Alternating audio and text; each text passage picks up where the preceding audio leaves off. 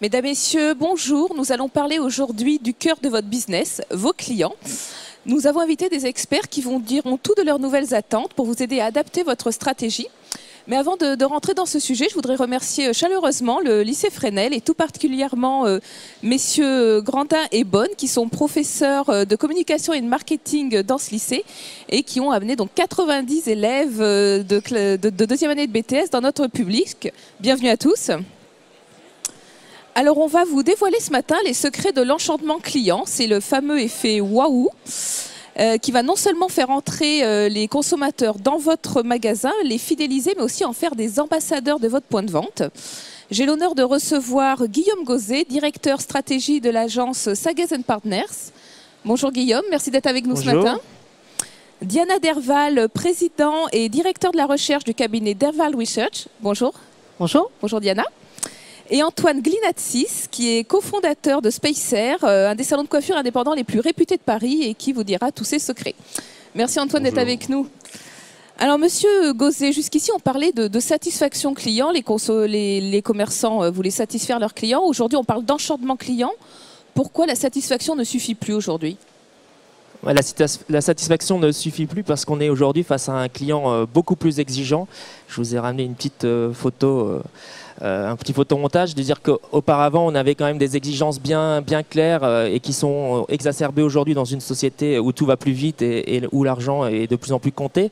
Mais c'était effectivement le gain de temps, le gain d'argent et puis on avait besoin d'avoir du choix. Ça c'était un peu les trois grands piliers sur lesquels se faisait le commerce.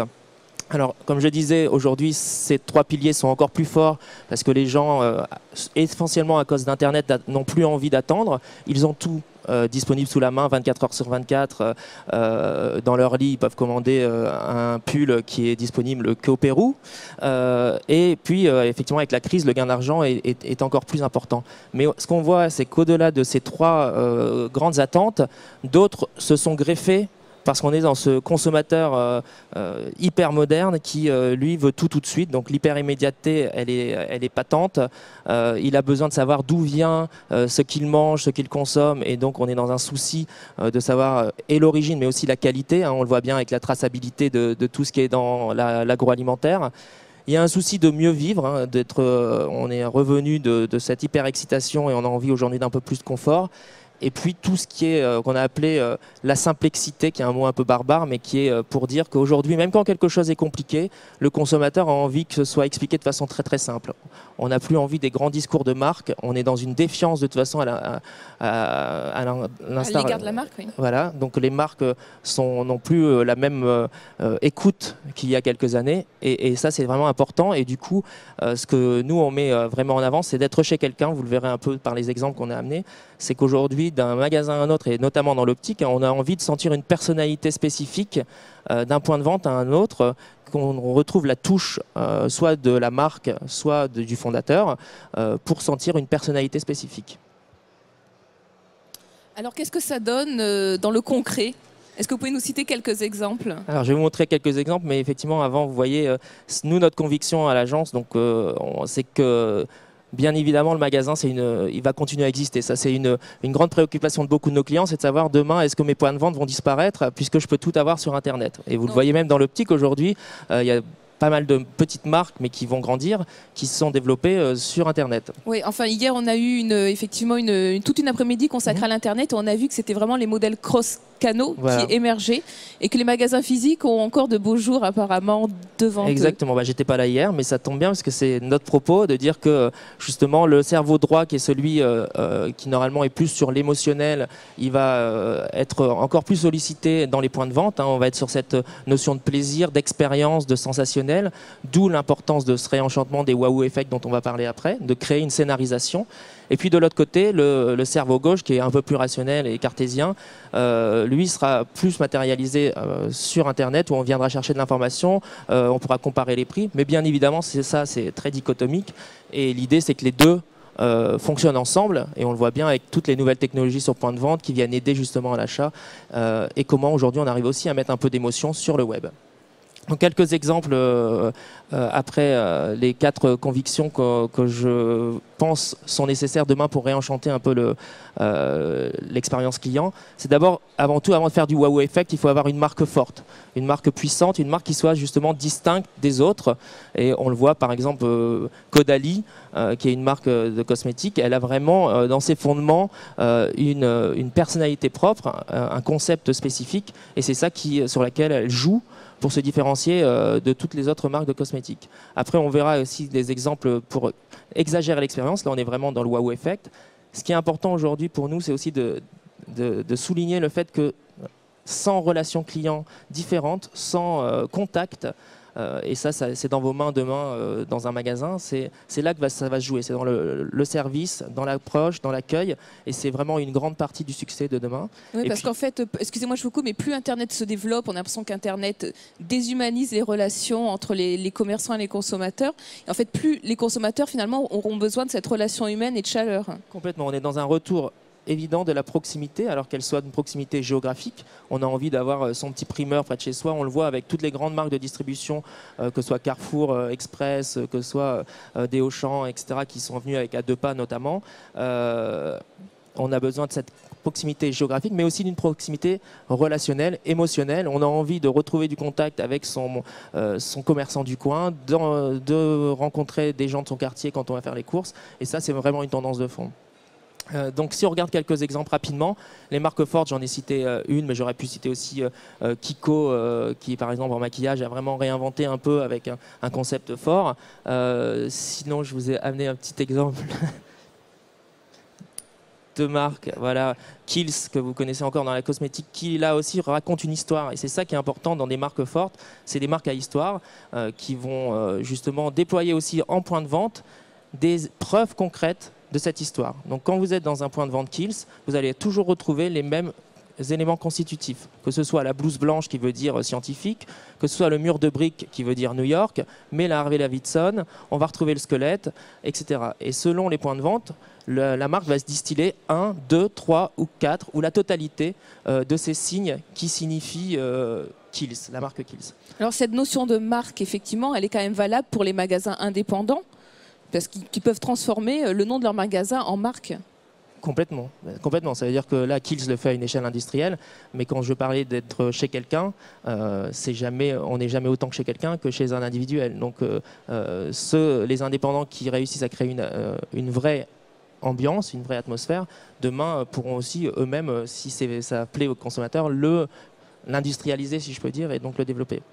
Le deuxième point, qui était vraiment, là on va voir d'autres exemples. Est-ce qu'en régie on pourra envoyer la deuxième slide de Monsieur Gauzet, s'il vous plaît? Merci. Voilà, c'est de dire l'expérience exagérée. Là, vous allez voir quelques exemples. Nous, notre conviction, c'est de dire demain, il faut mieux faire moins de magasins, moins nombreux, mais plus qualitatifs, plus dans l'expérience et plus différents. Donc, Runbase, c'est un magasin d'Adidas qui est situé près des parcs où les gens vont faire du jogging. Et donc l'idée, c'est d'avoir non seulement des produits Adidas, mais d'y rajouter une douche, des produits de soins. Et du coup, on a compris une attente du consommateur et on s'est surtout implanté dans un lieu stratégique près de donc on a compris ses besoins et on arrive avec une réponse qui est différente de celle des magasins classiques Adidas où on a juste des chaussures et des vêtements. D'autres exemples dans cette expérience exagérée, on va passer un peu plus vite parce que je pense que vous avez compris l'idée. C'est par exemple...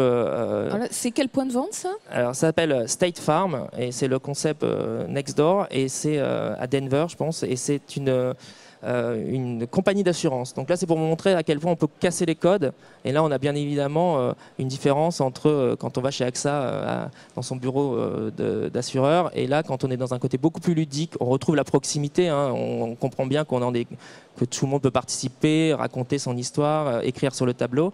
Donc on est dans vraiment un côté plus proche et d'ailleurs le conseiller s'assoit à côté de vous et pas en face de vous. C'est aussi comme ça qu'on casse et change les codes. Autre exemple, ça c'est 341 à New York, c'est aussi un exemple d'expérience un peu waouh, c'est que vous voyez faites votre jean sur mesure, vous choisissez le tissu, vous choisissez les rivets et après vous voyez votre jean être fait en live par une batterie de petites couturières derrière dans le studio.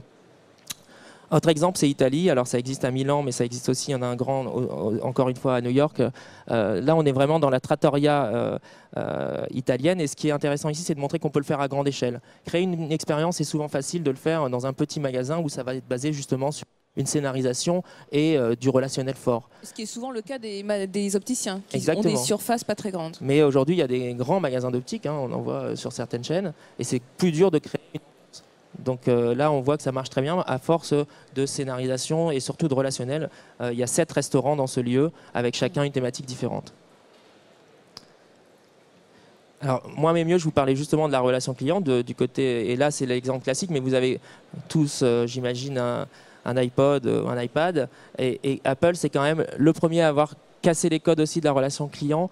Il n'y a plus d'encaissement forcément avec des caisses, donc c'est chacun a le même vendeur de A à Z, c'est-à-dire que vous rentrez dans le magasin, vous êtes accueilli par un vendeur qui encaisse et vous raccompagne à la porte. Et ça, ce qui est intéressant, c'est que c'est les codes qui étaient avant réservés au luxe. Quand vous alliez à Avenue Montaigne, il n'y a que dans ces magasins-là où c'était la même personne qui vous accueillait, qui vous conseillait et qui vous encaissait. Aujourd'hui, c'est la démocratisation de ce genre de rapport et c'est là que c'est intéressant, c'est quand pour l'instant, ils sont encore les premiers à le faire. La relation client, c'est aussi par exemple de savoir nommer ses conseillers, de les outiller pour qu'ils soient compétents. Chez Nature et Découverte, on a travaillé avec eux pour nommer les guides. Donc c'est plus des conseillers, c'est des guides. Ils ont avec eux déjà ils sont spécialistes de la nature, ils savent ce qu'il y a autour comme excursion, comme randonnée, et ils sont capables de conseiller leurs clients. Grâce à des outils, alors ça peut être des outils classiques, mais ça peut être aujourd'hui des outils digitaux. Et ça, c'est important effectivement dans l'innovation avec son client. Nouvelle stratégie retail, c'est le dernier point. Voilà, c'est Lacoste. Vous connaissez peut-être Lacoste Live, qui est la marque un peu plus jeune, mais qui du coup a un réseau de vente différent, avec des magasins différents. Et ça, c'est le dernier point, de dire demain, innover, réenchanter le client, c'est lui proposer aussi autre chose que le même magasin 100 fois répliqué, quoi. Et donc comprendre que le client de 20 ans, il n'a pas les mêmes besoins déjà en termes d'habits, il ne s'habille pas comme son père ou son grand-père, mais aussi en termes d'expérience et d'attente de cadre. Donc on lui propose un magasin qui répond plus à son envie de modernité, de fun. Là on est vraiment dans le ludique, dans la couleur. Et le crocodile est rose d'ailleurs, il n'est pas vert. Et le crocodile est différent. Donc on a vraiment une segmentation de marque et d'expérience assez forte. On peut le faire aussi par du merchandising, ça c'est important dans l'optique parce que c'est souvent là-dessus qu'on joue aussi. C'est la scénarisation du produit. Là, chez Anthropologie, on est vraiment comme à la maison, etc. Et donc on recrée une ambiance qui va contribuer à cette variété, ce fun qu'on veut rencontrer aujourd'hui dans les magasins. Je crois qu'il n'y a plus beaucoup d'exemples. Merci, voilà. Donc juste ça, c'est Nespresso. Nespresso qui est intéressant par rapport à ça. Une grande réussite de l'enchantement client. Puisqu'ils sont dans l'enchantement client avec mes différents stades. Il y a différents formats qui ont chacun une fonction et c'est ça qui est important. Certains sont là pour recruter le client, donc tous les petits corners, les 1300 corners sont là juste pour vous faire adhérer au club de fidélité, alors que les magasins haut de gamme ou les flagships sont là pour être vraiment dans la relation. On vous accompagne, on met les gants blancs, on vous fait goûter le café, on vous fait goûter le café concurrent et vous montrer que le nôtre est meilleur. Donc on est vraiment dans une relation sur mesure. Voilà. Merci Guillaume pour cette présentation très complète et richement illustrée. Alors Antoine, vous avez un salon indépendant, un salon de coiffure dans Paris, qui ne désemplit pas.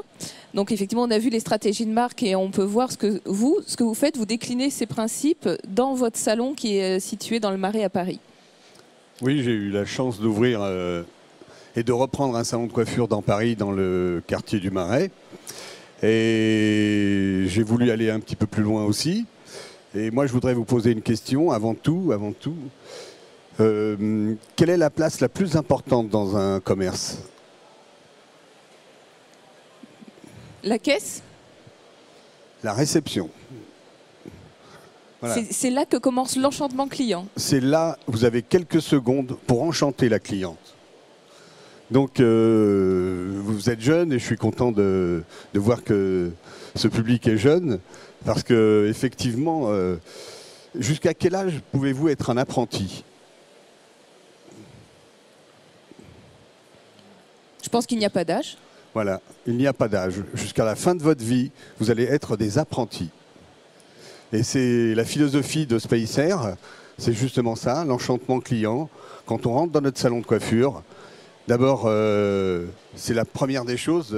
On a quelques secondes pour réceptionner une cliente ou un client. Le sourire, l'amabilité, la gentillesse, la politesse et le savoir-faire. Et le savoir-faire, il va se voir tout de suite, effectivement. Ce sera dans votre dialogue. Moi, je ne parle pas de lunettes, mais effectivement, c'est la même chose, hein. Tous les commerces sont les mêmes. Tous, sans exception. Tous mes efforts, ils vont toujours dans le même sens. C'est-à-dire, je cherche tout le temps à former mes employés, former les collaborateurs, sans cesse, mais toujours dans un esprit de fidéliser. Ce qui m'intéresse, c'est fidéliser mes salariés par les salaires et fidéliser la clientèle par la qualité de service. Donc, on reviendra justement plus tard sur les détails de ce que vous faites dans votre salon. Diana, pour enchanter le client, il y a des choses à comprendre, à savoir. Est-ce que vous pouvez nous donner vos secrets? Alors, oui, en fait, mon expérience en tant que myope de base avec les opticiens, c'est que j'avais l'impression que beaucoup des salons d'optique sont un peu des dépôts de lunettes. Alors, un peu comme on a des dépôts de pain, des dépôts de lunettes. Alors, certains sont un peu plus tendance que d'autres. Certains essayent de donner plus de conseils. Jusqu'au jour où je suis entrée chez un opticien et j'ai eu cet effet waouh, c'est-à-dire que tout était cohérent. Hein, parce que souvent, si vous proposez des services ou des produits et que quelque chose cloche, vous ne pouvez pas vraiment remporter votre client. Donc, quand je suis rentrée dans ce salon d'optique, j'ai vu cette machine Star Trek. Je me suis dit, qu'est-ce que c'est que ça? Tout de suite, j'ai été attirée. Donc, pas par un vendeur qui me baratine, mais par une machine incroyable. Et tout de suite, je n'avais qu'une idée, c'était de la tester. Je me suis dit, mais c'est un simulateur de vol, qu'est-ce que c'est? Non. En fait, cette machine, c'était Eyescription. Donc, c'est Carl Zeiss qui fait cette machine. Alors, je ne touche pas dessous hein, pour vous raconter l'histoire. J'espère que les sponsors derrière ne se fâcheront pas si je nomme Carl Zeiss. En fait, c'est une machine qui permet de mesurer les aberrations chromatiques sur les yeux. Je suis, mais ça me fait une belle jambe, qu'est-ce que ça va m'aider? Il me dit, oui, non, mais certaines personnes, pas toutes, vont pouvoir bénéficier en fait, d'un soutien qui va améliorer la vue des couleurs et la vision de nuit. Intéressant, si vous devez conduire la nuit, ainsi de suite. Donc, je prends le test et le résultat du test est visuel. Hein, donc, on vous montre un peu comme une carte, hein, un peu la cartographie de votre œil. Et en fonction des couleurs, c'est plus ou moins bon. Donc là, c'est pas moi. Je vous montre pas mon exemple, mais je vous montre. Ou alors j'aurais perdu mes cheveux, mais l'exemple d'un client. Là, vous voyez en fait le fait qu'il y ait toutes ces couleurs sur son œil, c'est pas très bon en fait. C'est pas très bon. Ça veut dire qu'il a beaucoup d'aberrations chromatiques, mais d'un autre côté, ça veut dire que des lunettes particulières vont vraiment améliorer sa vision de nuit et sa vision des couleurs. Alors qu'un autre gars, juste après, bah, lui, son œil est parfait. Ça veut dire qu'en fait, sur son œil est lisse, il est immaculé, l'œil parfait. Donc ça veut dire que ce gars-là, de rechef, il voit parfaitement toutes les couleurs. Donc vous voyez, en fait, ce premier point de contact dans ce magasin d'optique, c'est vraiment un effet waouh. C'est la technologie et toute l'expertise qui est mise en avant dans le magasin. Voilà, c'est l'expertise qui est mise en avant. C'est avant d'essayer de me montrer des montures de couleurs, de je sais pas quoi, d'essayer de comprendre en quoi mon bien-être peut être amélioré. Parce que c'est ça, en fait, quand on est dans la vision, on est dans le bien-être, et je vais vous donner plus d'exemples. Donc ça m'a vraiment fascinée. On a fait avec Carl Zeiss l'étude sur plusieurs personnes qui venaient dans leur magasin et les résultats ont été extraordinaires. Si vous pouvez laisser la slide, en fait, les résultats ont été extraordinaires parce qu'on s'est rendu compte qu'on pouvait vraiment segmenter les clients au niveau physiologique. C'est-à-dire qu'on savait qu'un fleuriste aurait une vision comme ça. On savait qu'un ingénieur aurait une vision comme ça. Extraordinaire. En fait, en fonction du type de métier même, on s'est rendu compte qu'on était attiré par certains types de métiers parce qu'on avait en fait des facilités visuelles. Bah, c'est clair que si je vois pas bien les couleurs, je vais peut-être pas me lancer. Donc fascinant. Alors déjà c'est fascinant en termes de compréhension de l'être humain, mais pour un opticien c'est génial. Ça veut dire que dorénavant un opticien, un entrepreneur entre dans sa boutique, il sait exactement ce qu'il va pouvoir lui proposer. D'accord ? Donc il y a certaines choses qu'on savait déjà. Hein. On savait par exemple que parmi les informaticiens, il y a un peu plus, il y a une surreprésentation de myopes. Mais très peu l'utilisent. Hein, parce que si moi je veux faire la promotion d'outils contre la myopie, bah, je peux faire un message dans Zéro Informatique. Vous voyez, donc en fait, on ne va pas au bout de tout ce qui est possible. Un autre exemple, et ça, c'est une découverte que nous avons faite il y a 2 ans, qui a été présentée au Salon international de l'ophtalmologie. Alors bon, on n'y connaissait rien aux yeux, hein, donc je vous mets tout de suite à l'aise. Donc bientôt, ce sera à votre tour de faire aussi des découvertes. Et vous vous rappelez peut-être de la réfraction des couleurs. Ça se trouve, vous y avez eu droit il n'y a pas longtemps. Voilà. Donc les anciens peut-être se rappellent de l'histoire du prisme, des couleurs, de l'arc-en-ciel. On fait comme si on était au courant, comme ça je rentre pas dans les détails. Mais l'idée c'est que vous avez des couleurs d'ondes courtes et des couleurs d'ondes longues. Et une couleur d'onde courte comme le violet ou le bleu va toucher en fait la rétine à l'entrée de l'œil. Donc là vous voyez l'œil de profil. Alors qu'une couleur avec une onde longue comme le jaune ou le rouge va toucher l'œil plutôt à l'arrière de la rétine. Donc jusque-là, tout va bien. Mais je discute avec cet opticien, et puis comme tout bon opticien, il essaye de me refourguer 2-3 paires de lunettes. Quoi. Il n'est pas fou non plus, hein. Je lui prends son temps. Et il me dit, bah voilà, est-ce que vous avez des problèmes de vue? Je dis, bah oui, je suis un petit peu myope. Mais en fait, je ne savais pas ce qu'était la myopie. Enfin, je savais le résultat. En ce moment, j'ai du mal à vous voir, mais non, je vois à peu près. Et en fait, il m'explique, bah voilà, la myopie, c'est que l'œil, en fait, il est juste plus grand. Voilà, il est juste plus grand. Et donc, le point focal de l'œil est déplacé. Le point focal de l'œil, quand vous êtes myope, il est à l'avant. Alors que si vous voyez mieux de loin, le point focal est à l'arrière. Est-ce qu'il y a des myopes ici, d'ailleurs? Oui? Au fond? Merci. Ah ben merci. Non, des gens qui voient de loin? Quelques hypermétropes dans la salle?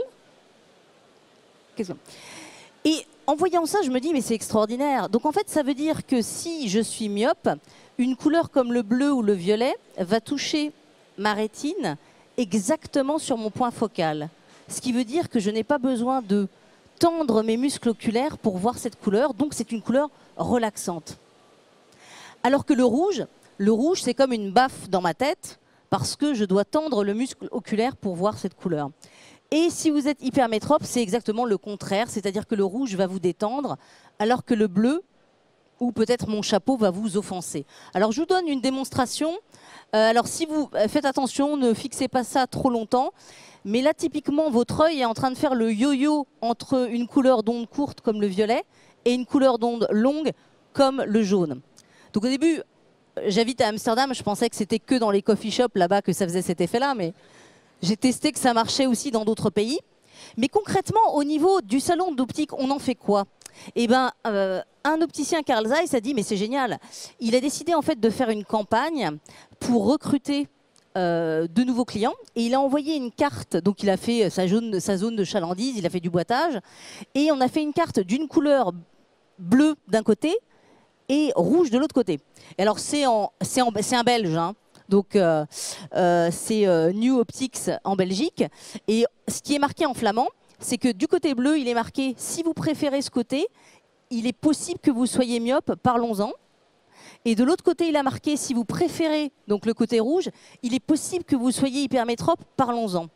Il y a eu une ruée de gens dans son salon, parce que bon, il distribuait pas d'iPhone, il n'y avait pas d'Harry Potter à donner. Enfin, vous voyez, généralement, quand les opticiens, ils vous le diront pas là, mais quand ils font des campagnes, ça se bouscule pas non plus forcément. Enfin, là, il y a eu une avalanche de personnes, des centaines de personnes sont venues. Et ce qui était rigolo, c'est que lui, avec son attirail, il a pu valider ça en fait. Donc dès que quelqu'un venait, il dit « Vous préfériez quel côté ?» Soit c'était des clients existants, ils connaissaient déjà leur vision, soit ils pouvaient la tester. Il m'a dit « C'est extraordinaire. » C'était à 100% comme ça. Donc, tout ça pour vous montrer des exemples de créativité. La créativité est possible. Et de vous dire que mieux... En fait, c'est du profiling. C'est un peu si vous êtes un videur de boîte de nuit. Sauf que bon, là, vous essayez de faire rentrer les gens. Donc, si vous avez un client qui rentre dans votre magasin, le plus doué vous allez être à identifier de qui il s'agit. D'accord ? Le mieux vous allez être pour lui proposer la bonne solution de vue, la bonne monture. D'accord ? Donc j'avais la question, mais comment est-ce qu'on peut éviter l'attente le samedi ? Il suffit, le client, tout de suite, de lui donner les bons trucs. Qui n'a pas passé une demi-journée chez un opticien qui vous refilait 12 montures plus nulles les unes que les autres ? D'accord ? Alors qu'il y avait un choix extraordinaire. Et vous allez dans un autre magasin, une petite boutique, et là, par miracle, ils ont la référence qui vous plaît. D'accord ? Et en fait, ce n'est pas un miracle. Ça veut dire que le patron du magasin a compris les différents personas, les différents types de clients, et il a fait son assortiment en fonction. Donc, un exemple que je veux partager avec vous extraordinaire, c'est Grand Optique. Grand Optique, Shaki Khanim, donc, avait 3 boutiques à Dubaï il y a 10 ans. Et il a cette compréhension de la physiologie des gens. Donc, quand il va référencer ses lunettes de marque, il sait exactement lesquelles vont marcher. Il sait exactement où ouvrir ses magasins. Il sait exactement comment recevoir les clients. Et en l'espace de 10 ans, à votre avis, il est passé de 3 à combien de boutiques ? 90. Bon, il nous regardera peut-être... non, 90, c'est pas mal. C'est vrai que c'est un succès quand même. C'est pas mal. Donc de 3 à 90, mais c'est pas un hasard. C'est pas un hasard. C'est vraiment l'enchantement client, mais l'enchantement client qui passe par l'expertise. J'essaie de bouger une slide. Ouais. L'enchantement client qui passe par l'expertise et pas forcément par, je dirais, les fioritures. Et je pense qu'il y a une carte à jouer parce que non, le magasin d'optique n'est pas un magasin forcément comme les autres. Sinon, on en fait à nouveau un dépôt de pain ou un dépôt de lunettes. Vous voyez, après, tous les magasins sont des dépôts de quelque chose. Donc, en fait, on achète une solution visuelle, on n'achète pas des lunettes. Bien sûr. Et de plus en plus d'opticiens, en fait, maintenant, posent des questions aux gens qui leur rendent visite sur est-ce que vous avez mal à la nuque, est-ce que vous avez mal à la tête, pour essayer de trouver des solutions adaptées. Je ne sais pas si vous font des massages après, vous pouvez toujours essayer de dire des trucs. L'autre point qui me semble aussi fascinant, et je termine là-dessus, c'est que j'ai vu de plus en plus de magasins d'optique se spécialiser dans les oreilles, vous voyez, des supports auditifs, des choses comme ça. Mais en fait, dans les yeux, il y a encore tellement de choses à faire. Et là, c'est fascinant. Alors, vous saviez déjà qu'on pouvait repérer les stupéfiants dans les yeux. Bon, j'ai envie de dire, même sans machine, généralement, les gars qui ont fumé des joints à Amsterdam, je les vois à peu près. Bon, ça se voit à l'œil nu.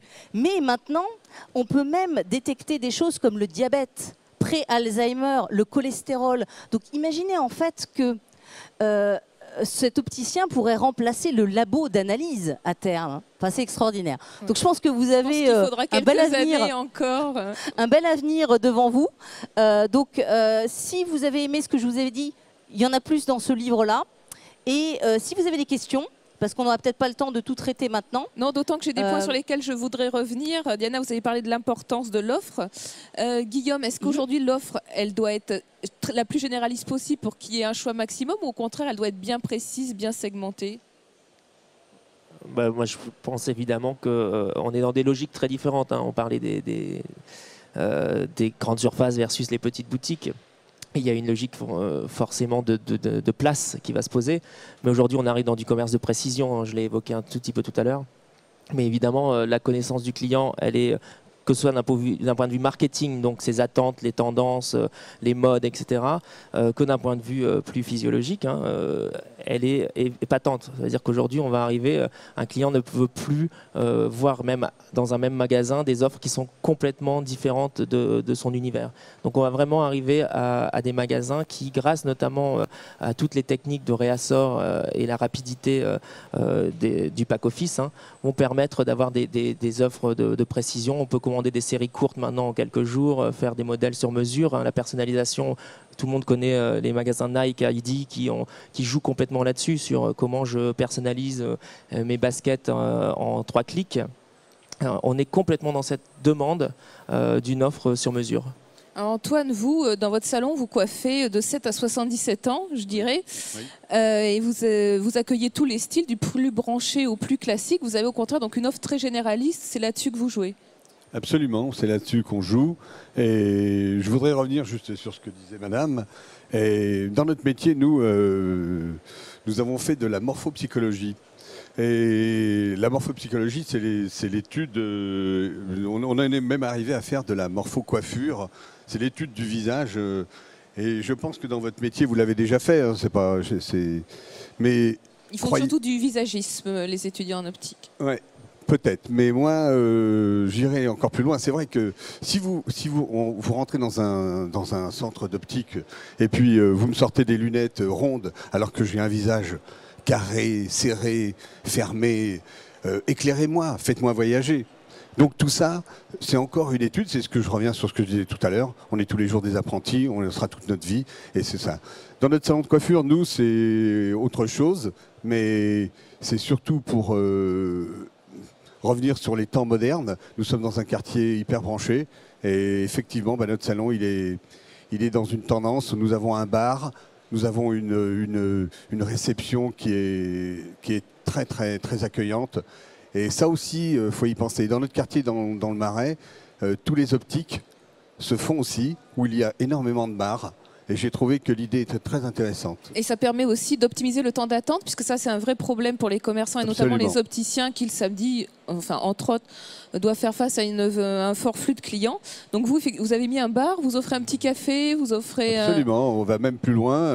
Vous pouvez venir chez nous le samedi et vous aurez le droit à un alcool, un champagne, particulièrement un champagne. C'est pas grand-chose, mais c'est vrai que si vous m'accueillez dans votre optique, et je sais que je vais attendre une demi-heure, et que chiquement vous m'offrez une coupe de champagne, croyez-moi, je vais rester. Et croyez-moi, vous m'avez séduit déjà. Et alors vous faites aussi de la pédagogie, je crois, dans votre salon, en diffusant sur des écrans plasma des films sur la coiffure. On voit des coiffeurs très réputés à l'occasion de défilés de mode. Ça permet de faire de la pédagogie aussi et de valoriser votre métier aux yeux du client? Bien sûr. Valoriser notre métier tout comme le vôtre, parce que en fait, nous sommes un métier de mode, nous sommes un métier d'artiste. J'adore mon métier et je fais passer ma passion à mes employés, mais vous aussi. C'est extraordinaire d'avoir des lunettes qui sont magnifiques. C'est quelque chose, c'est un objet de mode. Et moi là-dessus, je suis tout à fait. Voilà. Alors il y a l'enchantement client, donc on achète un produit, une prestation, des services, mais ces choses-là ont un prix. Guillaume, où se situe le critère prix dans l'échelle de l'enchantement client? Alors, le prix, on l'a vu au départ, hein, c'est un des piliers clés du commerce. Après, justement, dans cet enchantement, on se rend compte qu'il y a des facteurs différents. Il y a le prix pour attirer. Puis après, qu'une fois qu'on est à l'intérieur du magasin et qu'on est déjà un peu conquis, là, le prix a moins d'importance. Une fois que la relation est créée, je pense que les coiffeurs, vous jouez aussi pas mal là-dessus. C'est qu'on peut attirer sur une coupe à 18 €, mais une fois que la relation est créée, c'est beaucoup plus facile de vendre une couleur, de vendre un brushing et des produits surtout associés, c'est-à-dire les produits d'entretien. Et ben, dans le commerce en général, c'est un peu ça. Il y a un prix d'appel qui est, comme on l'a dit, hyper important, notamment dans ces temps difficiles. Mais après, il y a possibilité, grâce notamment au relationnel, de savoir faire ce qu'on appelle le cross-selling ou du upselling aussi, de monter en gamme et de s'en sortir avec un panier moyen beaucoup plus important. Donc je pense que dans vos métiers, c'est évident que demain, vous arriverez sûrement à vendre une paire de lunettes, mais ça se fait supplémentaire, mais ça se fait déjà. Mais il y a peut-être aussi d'autres produits demain à essayer de savoir proposer, en tout cas, au lieu de refourguer, c'est mieux proposer et savoir séduire son client avec effectivement une offre qui correspond bien à je comprends la personnalité de mon client, et du coup il y a une autoroute pour lui proposer des produits, que ce soit de la maroquinerie, etc. Ça peut être du maquillage, ça peut être plein de choses demain que vous pourrez proposer dans vos magasins si seulement vous arrivez à comprendre les attentes des clients. Il y en a certains qui le font d'ailleurs, et nous recevrons le dirigeant de l'enseigne Obscene qui effectivement vend du maquillage, des soins, tout un concept de santé visuelle. Diana, cette question du prix, est-ce que selon vous elle est importante? Bon, comme moi-même j'enseigne le marketing dans plusieurs écoles, y compris à l'ESSEC, je me dois de partager avec tous les étudiants qui sont ici et aussi les professionnels que le prix, c'est ce qu'on regarde quand on ne voit pas l'intérêt du produit qu'on a en face de soi. Quand en face de soi, on a un produit qui est un must-have, quelque chose qui va changer sa journée, on ne regarde pas le prix. Donc si effectivement des personnes n'ont pas de budget, c'est des sponsors qui vont intervenir. Je pense aux mutuelles, mais il est clair que si je suis myope, j'ai besoin de conduire, je veux dire, il n'y a pas de discussion. Il n'y a pas de discussion à avoir. Je veux dire, c'est le cinéma qui va morfler, c'est autre chose. Au pire, je volerai les lunettes. Donc je pense qu'effectivement, le prix, c'est ce qu'on regarde quand on a en face de soi des offres. On ne voit pas bien la différence, on ne voit pas bien l'intérêt. Moi, j'invite tout patron de magasin et marketeur à arriver à sortir justement de cette logique de prix pour vraiment se différencier et penser plutôt à une logique de budget. Voilà, c'est vrai que les gens ont un budget qui n'est pas extensible. Maintenant, dans ce budget, ils peuvent décider de partir moins en vacances, de mettre plus sur les lunettes. Enfin, ils ont une marge de manœuvre plutôt que de regarder vraiment le prix comparé à la boutique d'à côté. Vous voyez, plutôt une notion de budget.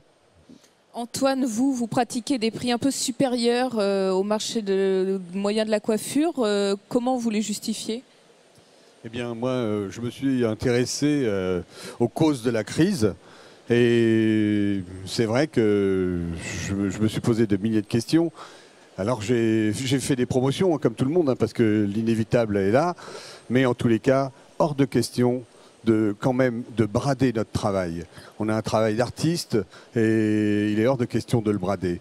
Et effectivement, moi par exemple, quand je vais dans un hôtel, c'est la chose la plus importante. Je préfère partir une semaine en vacances que 2 semaines, mais d'aller dans un endroit extraordinaire que d'aller 2 semaines dans un endroit très moyen. Donc je partirai qu'une semaine en vacances, mais ça me suffira du moment où je suis dans un endroit 5 étoiles. Et si je veux aller dans un salon de coiffure, la même chose. Je préfère y aller un petit peu moins, mais au moins c'est qualitatif. Et j'ai passé un très bon moment dans cet endroit-là. Ça aussi c'est très important. Voilà, donc oui, au niveau non, je ne baisse pas les prix, je ne baisserai pas les tarifs, j'essaierai toujours d'agir sur la qualité. Toujours. Qualité du personnel, qualité du travail effectué et des produits. Vous parlez du personnel, c'est intéressant parce que l'enchantement client, c'est pas que l'affaire du propriétaire du magasin, c'est celui de toutes les équipes. Comment arrivez-vous à impliquer vos équipes dans votre stratégie ? Eh bien, comme vous, quand vous serez dans vos industries, exactement la même chose. De toute façon, formation obligatoire, stage obligatoire, tout le monde part en stage. Et comme je vous dis, je suis un fervent passionné de la coiffure et tout le monde apprend tous les jours et hors de question de se laisser aller. Moi, je pense que il y a de la motivation. La motivation, elle vient par le salaire, mais la motivation, elle vient par l'amour de son travail. Moi, si je rentre chez vous et que vous ne me faites pas voyager, faites-moi voyager. Et c'est sûr et certain que je deviens un client. Sûr et certain.